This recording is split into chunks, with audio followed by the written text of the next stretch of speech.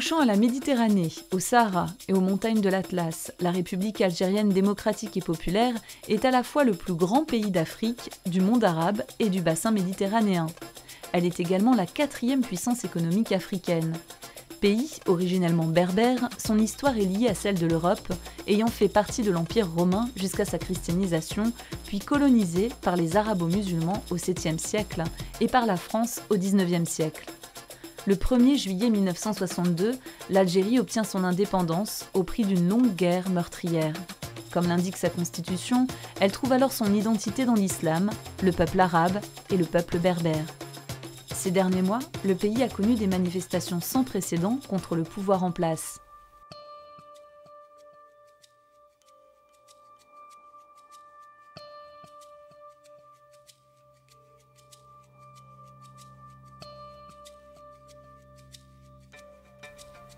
L'Algérie est la terre d'origine du père de l'Église Saint-Augustin. Islamisé lors de la conquête arabe, rechristianisé lors de la brève domination espagnole, puis re-islamisé sous les Ottomans, l'histoire des chrétiens dans le pays remonte à très loin.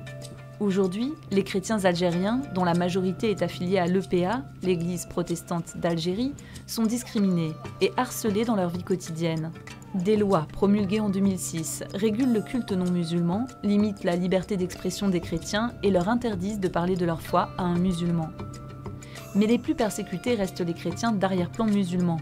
Ils subissent en effet la pression de la société, mais aussi de leurs familles, qui voient leur conversion à une autre religion comme une trahison et les menacent souvent de rejet, violence et parfois même d'assassinat.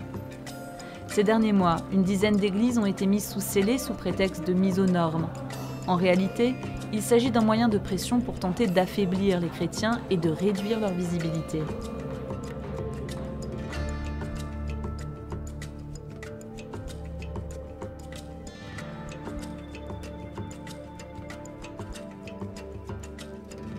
Les chrétiens d'Algérie ne baissent pas les bras et veulent faire valoir leurs droits.